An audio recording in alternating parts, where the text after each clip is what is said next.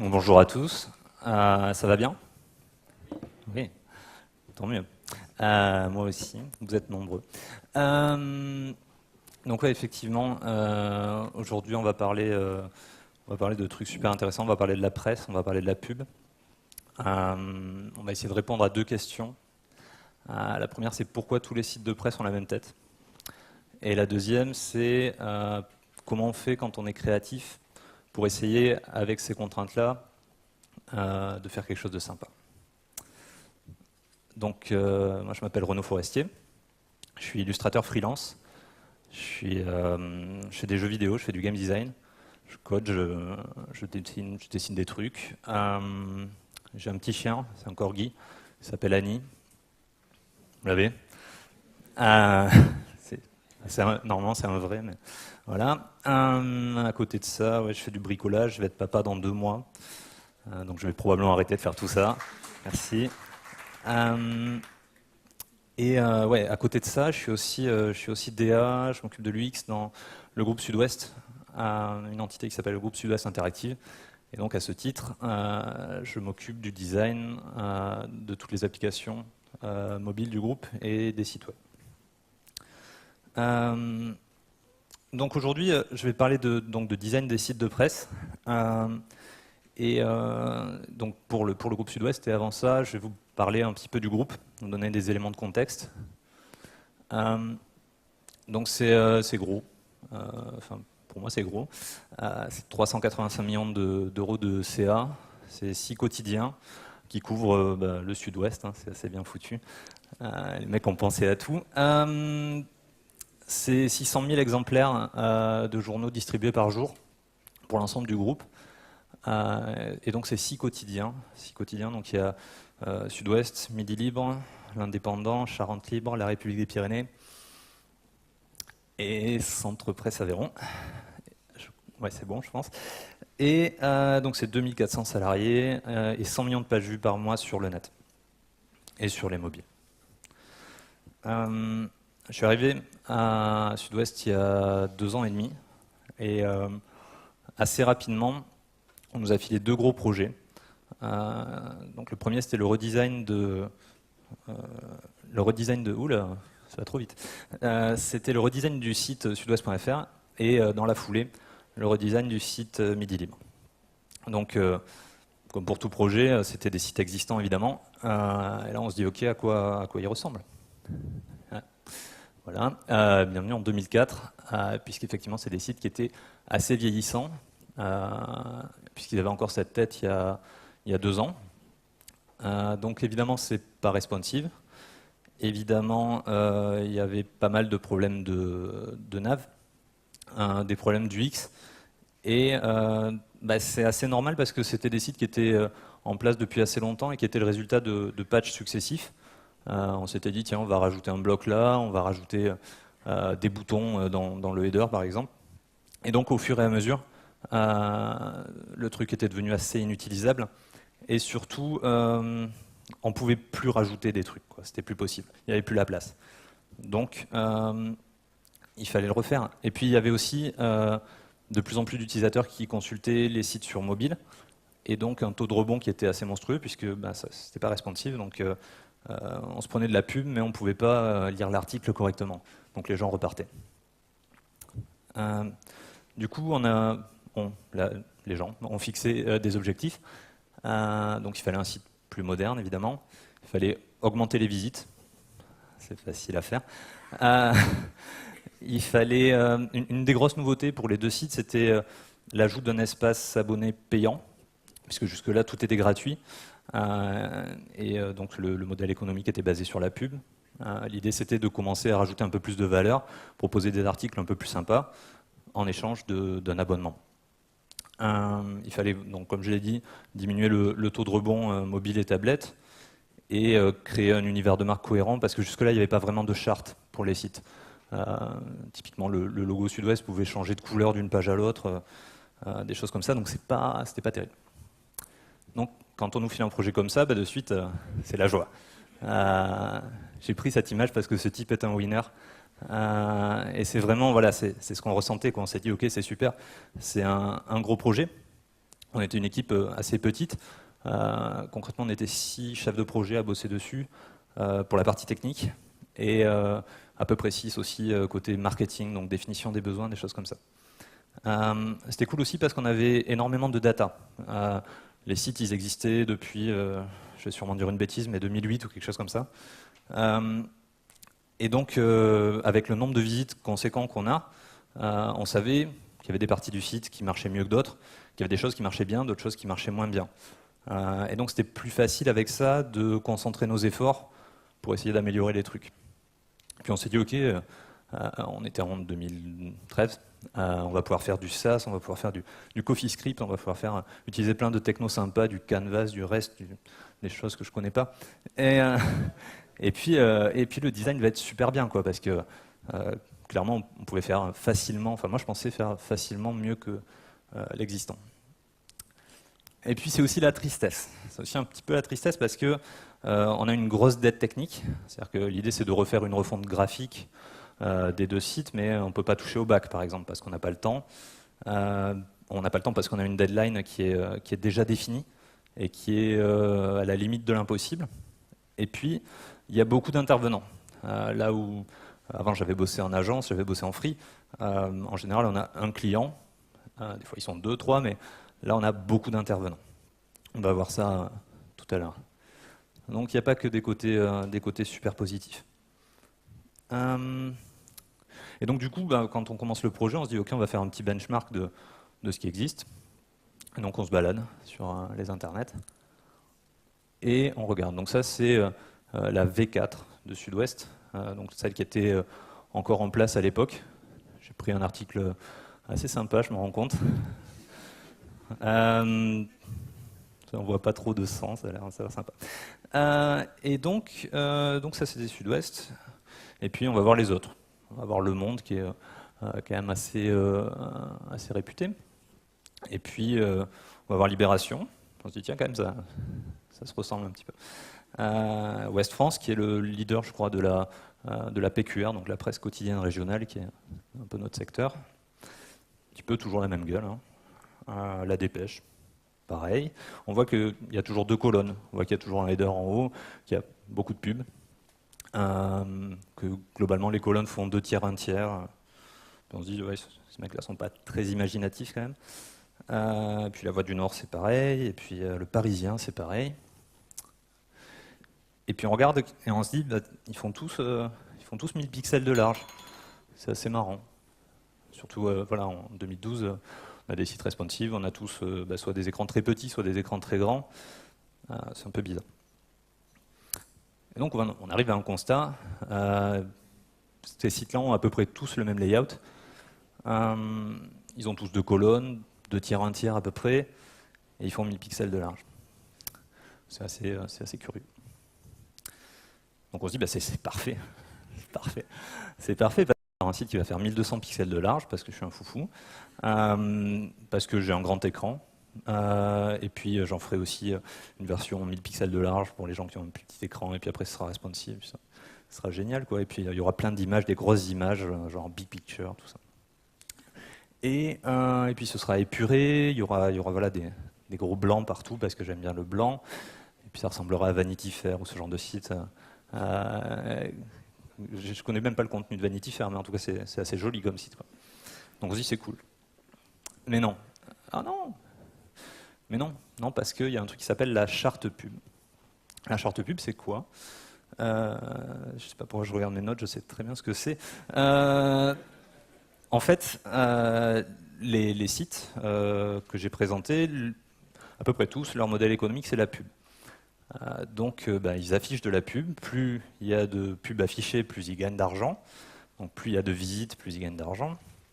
Et la pub, vous en avez eu des aperçus, elle se présente sous différents formats, quoi. On va avoir des petits pavés carrés, on va avoir des grandes bannières moches, on va avoir des habillages moches, on va avoir des petites bannières moches, enfin toutes sortes de pubs en général pas terribles.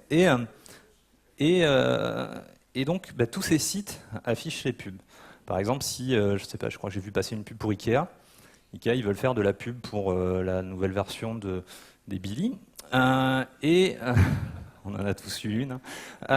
Donc ça marche quelque part. Et donc il demande à un créa quelque part de faire des pubs pour ces Billy. Et puis ça veut dire déjà produire peut-être une quinzaine de formats, peut-être les faire en flash, parce que pourquoi pas.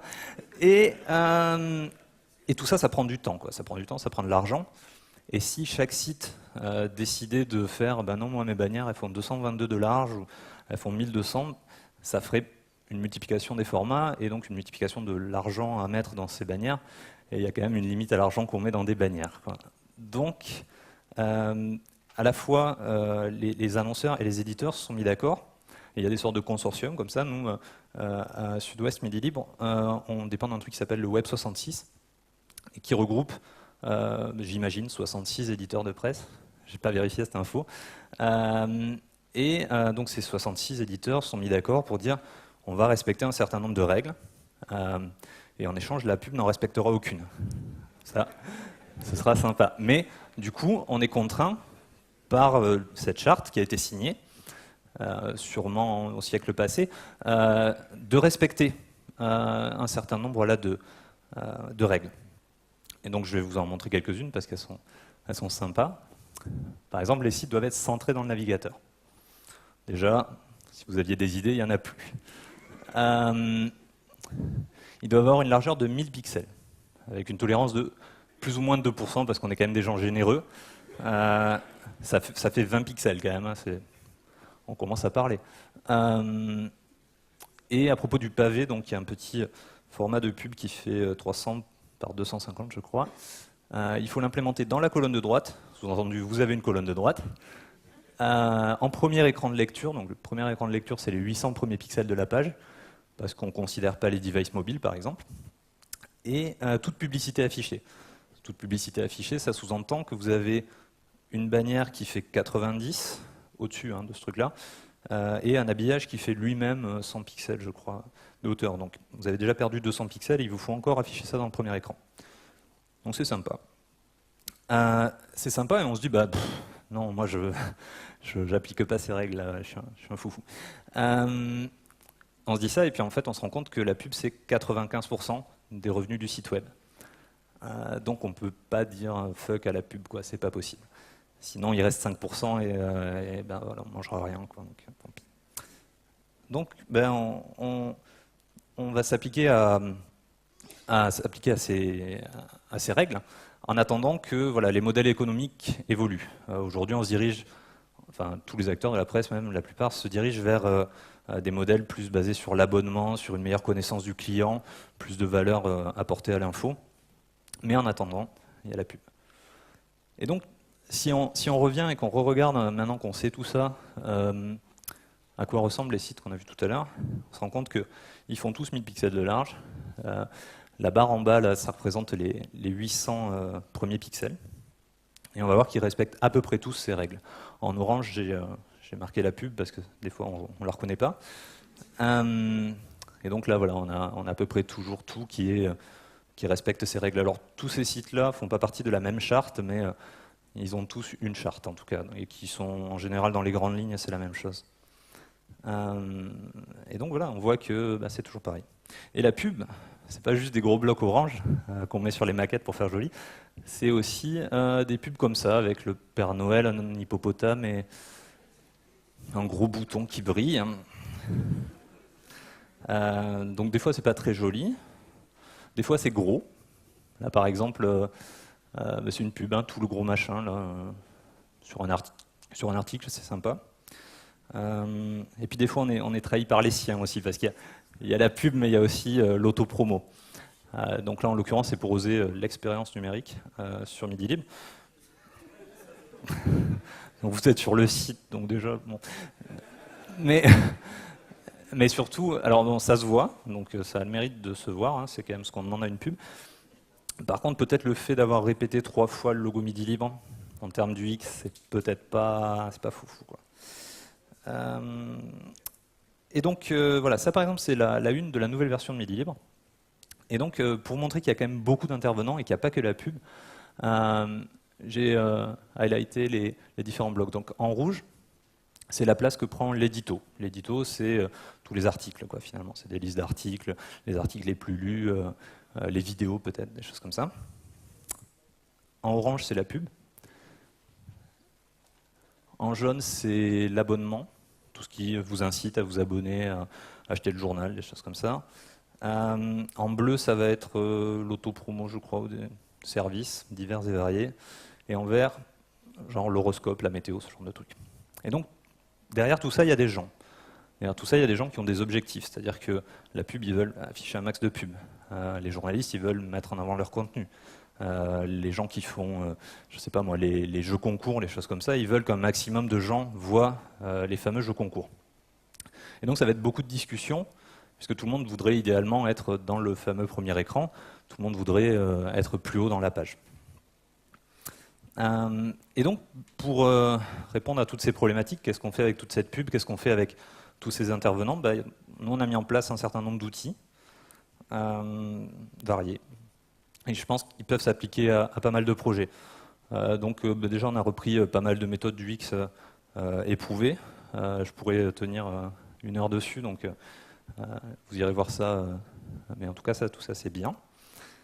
Et puis après, il y a la pédagogie, tout simplement, parce que quand on a autant d'intervenants, et a priori des intervenants qui ne connaissent pas forcément bien le web et ses nouvelles contraintes, il faut être pédagogue. Il faut se dire, ok, peut-être qu'ils n'ont pas nos connaissances, mais ils ont des besoins, et puis c'est les clients, donc on va les écouter et on va essayer de leur apprendre progressivement pourquoi tel truc on ne peut pas le faire, ou tel truc c'est peut-être une mauvaise idée pour l'utilisateur. Et petit à petit, on arrive à faire un meilleur travail. Ensuite, on a mis en place un zoning, donc c'est sous Google Spreadsheet. L'idée, c'est que c'est collaboratif, tout le monde peut voir où en est l'avancement des décisions et éventuellement faire des modifications. On a aussi tout un système de mock-up, donc on produit des designs sous Photoshop, et puis après, derrière, on va pouvoir en faire des prototypes. Donc, on va commencer par des mock-up, on va dire des prototypes juste à base de JPEG, avec des outils comme InVision ou Marvel. Et puis après, on passe directement à des prototypes vraiment en HTML, CSS, et qui vont permettre petit à petit d'arriver au vrai site. Tout ça pour donner le plus tôt possible la main aux parties prenantes du projet, donc les journalistes, la pub, etc., pour qu'ils puissent se rendre compte du résultat final et de ce vers quoi on tend. Et à la fin, on arrive à un système de style guide où on va retrouver tous les éléments qui définissent le site. Et ça permet d'augmenter la cohérence, ça permet d'arriver à une certaine charte graphique à la fin et pas une espèce de feu d'artifice de couleurs. Même si ça ressemble à un feu d'artifice de couleurs. Je vais quand même vous montrer rapidement le résultat, parce qu'on en est fiers. Donc ça, je crois que j'ai plutôt des écrans de midi libre, mais c'est à peu près la même chose pour Sud-Ouest. Vous pouvez aller les voir. Évidemment, c'est encore gratuit. Voilà, on a évidemment un site qui maintenant est responsive, donc beaucoup plus sympa dès qu'on est sur tablette ou mobile. Là, il ne se passe rien. Voilà. On a derrière ça, pour toute la partie responsive, un système de grille.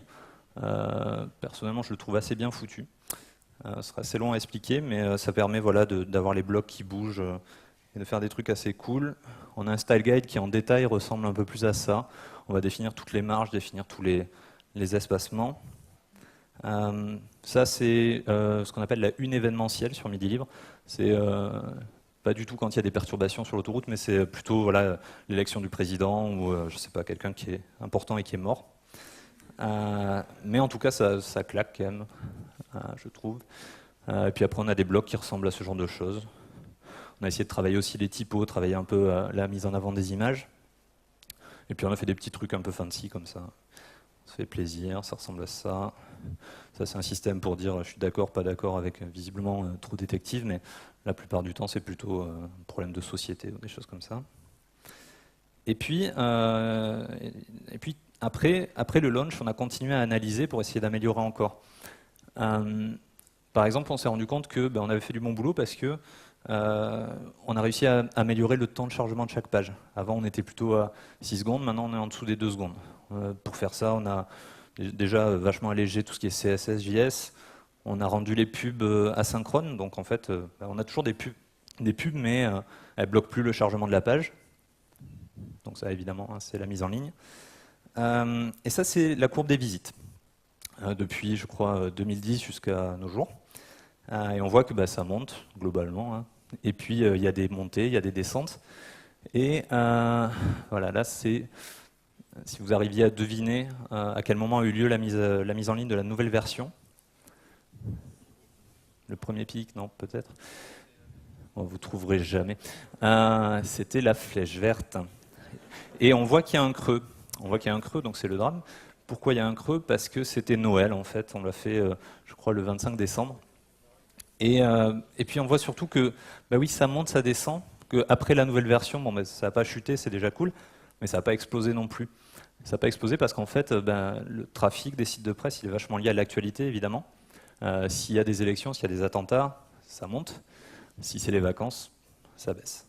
Et donc, un truc à retenir aussi, c'est qu'on a beau essayer de bosser le contenant. J'ai raté ma conclusion, voilà, tout est foutu. On a beau bosser le contenant et essayer de faire le site le plus joli possible, il n'y a qu'un truc qui fait monter les visites, en général, c'est le contenu. Et donc ça reste ce qui est le plus important. Merci.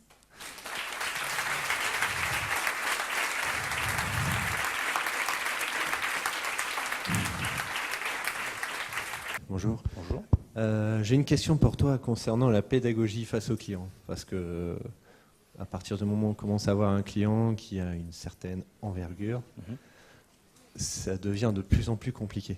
Donc, est-ce que tu as des conseils là-dessus? Alors, je suis clairement pas la personne la plus pédagogue. Je suis heureusement bien entouré dans mon équipe avec des gens qui sont plus diplomates. Mais, ouais, je pense que un premier truc que tu peux faire, c'est apporter des datas pour valider ce que tu dis. Quand tu te mets à la place du client et qu'il y a un gars qui débarque et qui dit « Non, mais moi je sais, il ne faut pas faire ça, là. Tu fais ça depuis des années, mais c'est nul. » Peut-être que la personne qui dit que c'est nul, effectivement, elle a raison, c'est possible, mais c'est super désagréable, en fait, d'entendre dire ce que tu as fait depuis toujours, c'est nul. Alors que si, par contre, tu arrives avec des études qui ont été faites par d'autres gens sur le web, par exemple, pour prouver que la ligne de flottaison, tu vois, c'est un concept qui finalement n'a pas trop de sens aujourd'hui. Là, ça marche mieux parce que c'est une voie extérieure en fait. C'est pas une question d'ego. C'est pas deux personnes qui pensent avoir raison ou tort. C'est quelqu'un qui a prouvé quelque chose. La difficulté, c'est que c'est pas une science exacte, quoi, l'UX. En général, oui, on va dire, globalement, je sais pas, faites des boutons, il faut qu'ils se voient, il faut qu'ils aient une certaine affordance. Mais c'est pas universel, il y a toujours des contre-exemples. Donc ouais, arriver avec des datas. Et ce qu'on arrive à faire nous de plus en plus maintenant, c'est on peut faire de l'A/B testing, on peut mettre un truc en prod assez rapidement, et puis si ça marche pas, et puis on le change, quoi. C'est quelque chose qu'on peut faire facilement parce qu'on est en interne, c'est peut-être plus dur quand tu es prestat. J'ai trois questions. Alors d'abord, d'une part, est-ce que lors du processus de la refonte des sites, est-ce que, à l'instar par exemple du Guardian Outre-Manche, vous avez procédé par exemple à une mise en production, mais sous forme de bêta, de manière à faire participer des lecteurs réguliers du journal afin de recueillir des informations? Deuxième question. J'ai vu que vous devez composer avec une charte de pub contraignante. Est-ce que le travail de refonte a permis éventuellement de placer des pions en vue éventuellement de faire évoluer cette charte vers plus de souplesse?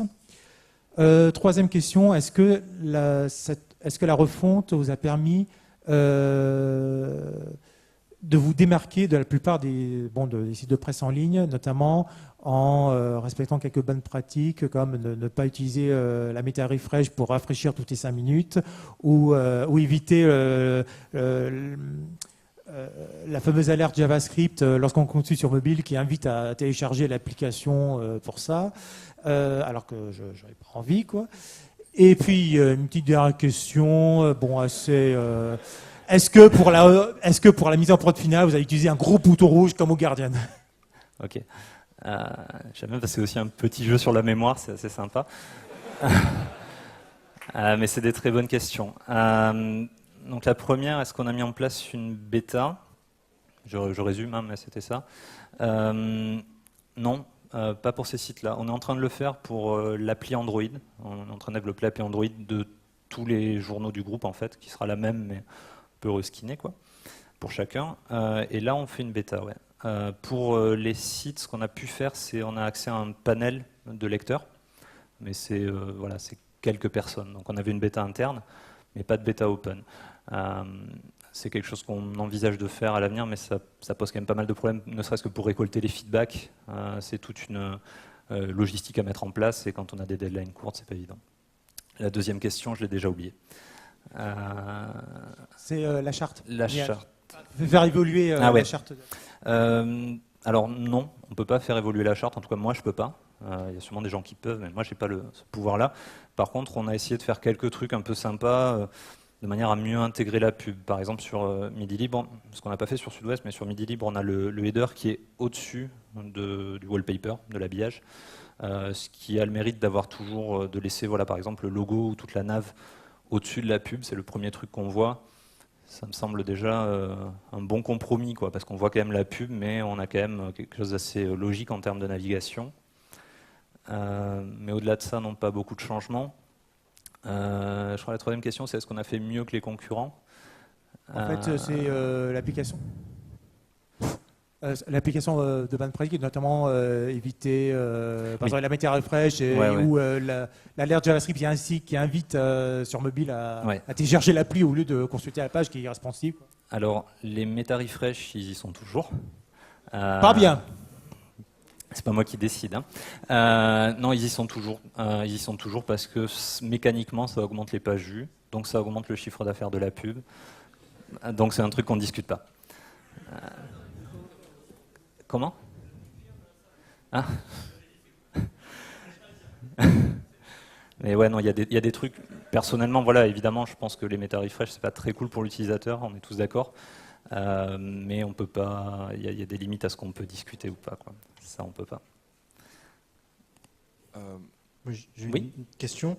Vous disiez tout à l'heure que vous étiez limité parce qu'il y avait de la pub et que du coup, vous étiez contraint et que tous vos concurrents avaient les mêmes contraintes et du coup, tous les sites se ressemblaient. Est-ce que les autres fournisseurs de contenu qui ont notre modèle économique, qui ne sont pas forcément financés par la publicité, etc., ou financés autrement, ont des approches différentes et donc du coup un retour de design qui est différent? Ouais. Est-ce que c'est pas plus intéressant Ouais, c'est une très bonne question. En fait, de plus en plus, je crois que j'en ai parlé, mais de plus en plus, on se rend compte que le modèle de la pub, il est voué à disparaître. Il voué à disparaître parce qu'il y a AdBlock qui est en train d'exploser et qui du coup nuit aux recettes publicitaires. Et puis, c'est quelque chose qui rend les journaux très dépendants de la pub et qui les éloigne de leur valeur première qui est de fournir du contenu. Donc de plus en plus, il y a des journaux qui font le choix de ne pas afficher de pub ou en afficher moins. Le Guardian, par exemple, a beaucoup moins de pub, ou Mediapart n'en a pas du tout. Et ils vont se baser sur le contenu. Ils vont mettre en avant leur contenu, dire celui-là, il a de la valeur. Alors, c'est pas gratuit, mais voilà.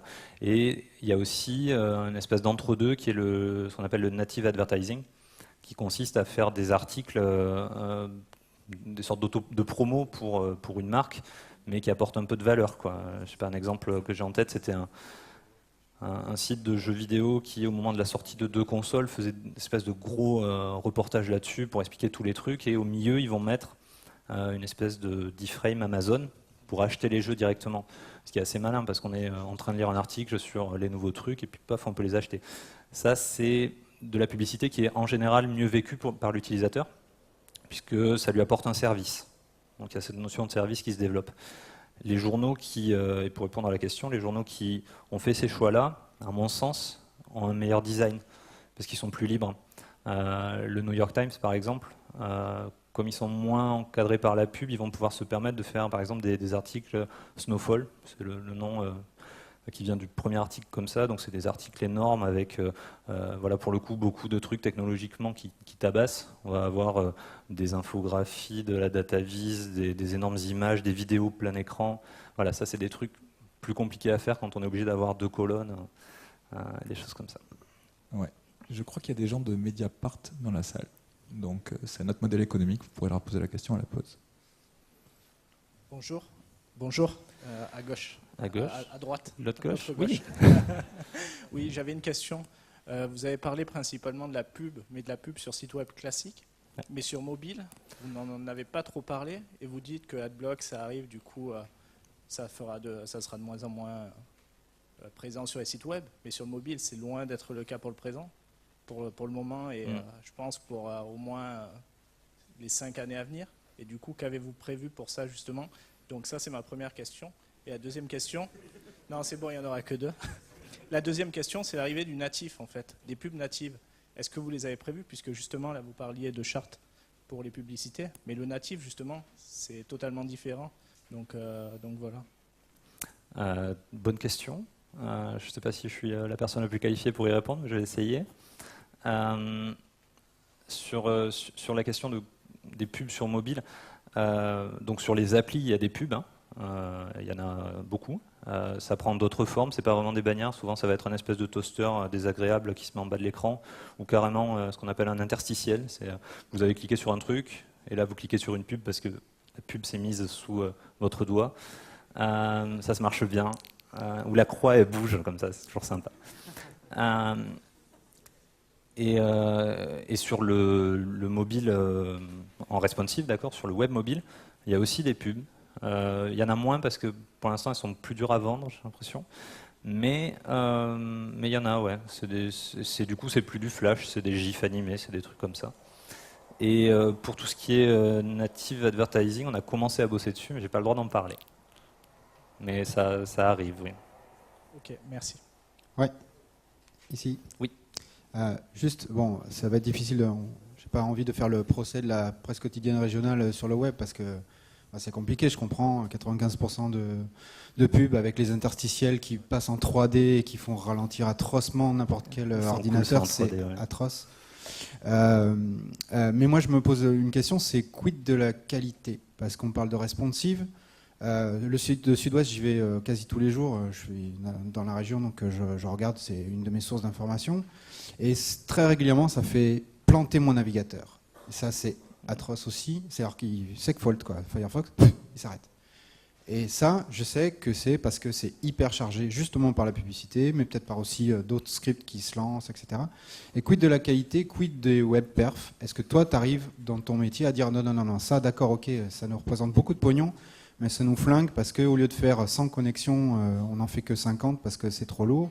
Quid de l'accessibilité aussi, parce que les sites ne sont pas forcément accessibles. J'ai jamais essayé de regarder sudouest.fr avec Lynx, mais à mon avis, ça doit être drôle. Parce qu'il doit y avoir un truc... Enfin, c'est dommage parce que tout le monde sait qu'ici, dans cette salle, il y a beaucoup de gens qui sont très orientés sur la qualité, sur l'accessibilité, etc.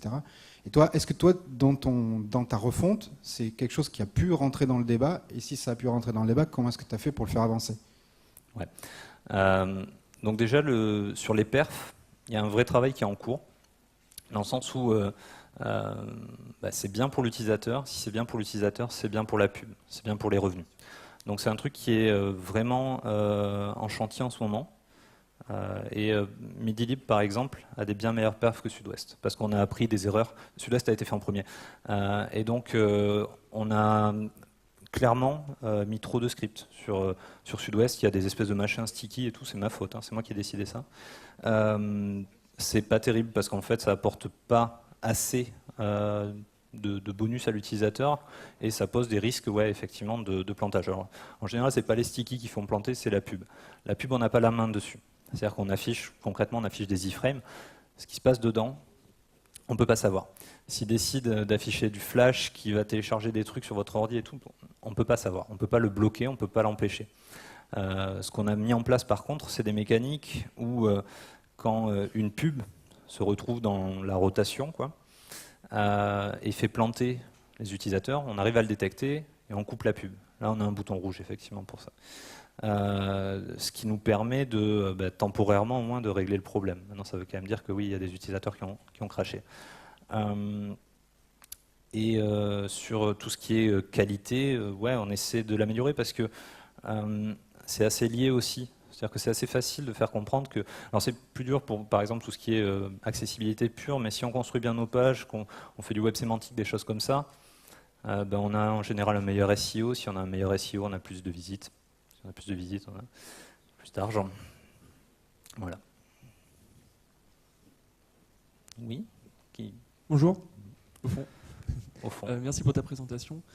Je voulais savoir comment tu avais procédé pour encadrer les équipes métiers et les sensibiliser aux nouvelles problématiques de refonte. Vaste question. Globalement, ce qu'on a fait, voilà, c'est pour les. Tu parles des journalistes ou des gens comme ça, ou tu parles plutôt la des... définition du besoin, donc okay. Tous les corps de métier, journalistes, voilà. Publicitaires. Ouais. Voilà, c'est vraiment l'idée, c'était de leur donner un produit déjà le plus rapidement possible, donc via les prototypes, via les choses comme ça, qu'ils puissent se rendre compte des conséquences des décisions. Ça veut dire être capable, je sais pas, on a une réunion le matin, de livrer l'après-midi un mock-up modifié avec ce qui a été décidé pendant la réunion pour que on perde pas de temps et pour qu'ils se rendent compte que oui, quand on dit non, moi je veux que la pub elle soit énorme. On ne voit plus le contenu, quoi. Donc voilà, il y a tout ce travail de pédagogie pour essayer de montrer que les choix, ils impactent pas que leur service, mais aussi les autres services. Et après, toute une notion de data aussi, essayer de toujours prouver ce qu'on dit, dire regardez, avant, cette rubrique par exemple ne marchait pas du tout, on peut peut-être l'enlever de la navigation. L'idée d'avoir toujours un peu moins de points d'entrée vers différentes pages et faire une navigation plus claire. Ce genre de méthode, ouais. Oui. Encore moi. Bonjour. Juste pour en revenir à la publicité. Du coup, vous avez souvent parlé comme quoi vous n'aviez pas le choix sur la publicité. Mais là, en fait, je suis dans le domaine, donc du coup, je sais très bien comment ça se passe. Et le problème, ça serait peut-être au-dessus de vous, les personnes qui gèrent peut-être, qui parlent avec la régie publicitaire, comme vous l'avez cité, Web66. Il y a possibilité, par exemple, de dire pas de flash, etc., de choisir le contenu de la publicité. Du coup, là, on est là parce que dans vos propos, vous remettez peut-être plus la faute sur tout ce qui est annonceur. Et du coup, derrière, il y a quand même tout ce qui est éditeur. Et éditeur, c'est vous en soi. Et c'est vous qui êtes maître, en fait, de ce que vous affichez. Donc, du coup, c'est pour ça, si vous pourriez en parler un peu. Ouais. Alors déjà, je jette la pierre à personne. C'est juste effectivement une contrainte en tant que designer. On se dit, ok, on a toutes ces contraintes-là, c'est pas cool. Maintenant, voilà, ces gens-là font leur boulot, les gens de la pub font leur boulot. Je pense que les gens qui, à Sud-Ouest, s'occupent de ça, font leur boulot de manière compétente. Maintenant, c'est clair qu'en tant que designer, quand même assez bas dans l'échelle. Voilà, on me donne 3 mois pour redesigner le site. Donc soit je fais le boulot, soit avec les contraintes, soit je dis on arrête tout, on va prendre 2 ans pour discuter de la charte de la pub et faire discuter les probablement 800 personnes qui sont impliquées dans ce truc-là. C'est un travail de fond, c'est un travail qui est entamé. De plus en plus, on se rend compte aussi que oui, si on affiche trop de pubs, les gens ils installent AdBlock. Donc dans ce cas-là, de toute façon, tout le monde y perd, sauf les gens. Soit ils installent AdBlock, soit ils partent, quoi, tout simplement. Monsieur tout à l'heure disait, moi ça me crache mon navigateur. Ouais, voilà, c'est un risque, quoi. C'est aussi un des arguments qui nous permet de faire entendre cette voix-là et de dire, attention, si on continue à afficher n'importe quoi, il n'y aura plus personne, quoi, pour venir, parce que les gens en ont marre de la pub. Donc l'idée, c'est de faire évoluer le business model vers quelque chose qui soit plus cool pour tout le monde. Et ça peut passer par l'amélioration des formats. Ouais. Yo. Oui. C'est un putsch. En fait, il y a une tendance là dans les navigateurs, c'est de mettre un reader mode, ils appellent ça un lecteur en fait. Donc dans Safari, c'est assez bluffant, quoi. Ça permet de prendre une page d'article truffée de pubs, sans AdBlock installé. On appuie sur un petit bouton qui est très mis en avant généralement, qui clignote un petit peu. Et on a une version complètement épurée, full text, avec quand même les images, la titraille qui reste parfaitement lisible, et souvent une amélioration de la feuille de style, c'est-à-dire vraiment... parfois, on trouve des sites à vocation rédactionnelle, améliorer la lisibilité, améliorer, etc. Est-ce que vous avez une stratégie là-dessus? Parce que donc Safari, historiquement, a ça depuis assez longtemps. Firefox est en train de demander. Dans 38.5, là ça va arriver. Chrome travaille dessus et Microsoft va suivre tout le monde parce que. Est-ce que c'est une vraie question quoi. Est-ce que vous allez adapter un petit peu la stratégie de présentation pour fournir quelque chose d'adapté à ça, ou est-ce que pour vous ça représente un danger parce que quelque part c'est une forme d'adblock qui va être encore une fois très mise en avant dans Firefox par exemple. Il va y avoir un gros tooltip qui va s'afficher pour dire hey, vous pouvez avoir une version vachement plus lisible que ce que vous avez sous les yeux. Alors aujourd'hui, clairement, ce genre d'outils, donc il y a Readability aussi, il y a plein d'autres extensions qui permettent de faire ça. C'est marginal. L'utilisation aujourd'hui, en tout cas, on la mesure même pas parce qu'elle est infime. Effectivement, si les navigateurs se mettent à mettre des gros tooltips, ça va sûrement augmenter. L'idée derrière ça, c'est petit à petit de proposer une sorte de mode zen. En tout cas, c'est à l'étude. Le mode zen, c'est quoi? C'est t'es abonné, donc tu payes, et tu as accès à un site sans pub, ou peut-être moins de pub. C'est pas moi qui décide. Moi, personnellement, je serais plutôt favorable à pas de pub du tout. La personne a payé, de la même manière que sur Spotify, par exemple, on paye et on se tape plus les pubs. C'est quand même la moindre des choses. Derrière ça, ça permet de faire des trucs assez sympas. L'équipe fait ça, par exemple. Ça permet de développer un truc où il n'y a plus de colonne de droite, il n'y a plus tout ça, il y a juste le texte. Et on vise, en tout cas moi c'est ce que j'ai envie de faire personnellement, parce que là pour le coup, en termes de design c'est plus intéressant. Ça permet de vraiment mettre en avant le contenu. Je pense que c'est mieux pour tout le monde, c'est mieux pour le journaliste qui voit son travail un peu plus mis en avant. C'est mieux pour le photographe qui va voir ses photos en grand. Des choses comme ça, et c'est évidemment mieux pour l'utilisateur qui peut se concentrer sur ce pourquoi il est venu sur le site. Bonjour. Je suis nul. Ah oui. Ce que je vais dire reprend un petit peu ça aussi. Moi, je voulais réagir par rapport à une question précédente, à savoir la publicité aujourd'hui, là où on lance la pierre dessus, on jette la pierre dessus, mais est-ce que c'est vraiment ça le problème ? Dans les schémas qu'on a vus, on a vu aussi que la partie qui pousse à l'abonnement est quand même prend une proportion d'espace plutôt importante sur la page. Je suis un utilisateur régulier du site également, et c'est vrai que c'est quelque chose qui me gêne. Moi. Quand je surfe, c'est lourd. Ça donne envie de s'abonner, mais à la fois, j'ai pas envie de m'abonner. Donc, ouais. Oui, ça prend de la place. Ça prend de la place, mais on peut pas se dire, j'en ai marre de voir de la pub. Et j'en ai marre qu'on me dise de payer. À un moment, il faut bien payer les journalistes. Alors justement, dans l'idée, la pub, elle peut y rester. Ouais, on est dans un monde idéal, la pub, elle reste telle qu'elle est, on ne met pas d'adblock, tout ça.